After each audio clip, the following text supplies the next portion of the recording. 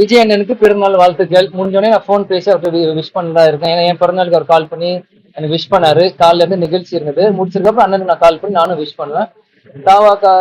தமிழக வெற்றி கழக தலைவர் விஜய் அண்ணனுக்கு தேசிய முற்போக்கு சொல்லி இளைஞரை செயலர் விஜய் பிரபு வாழ்த்துக்கு சொல்றாரு.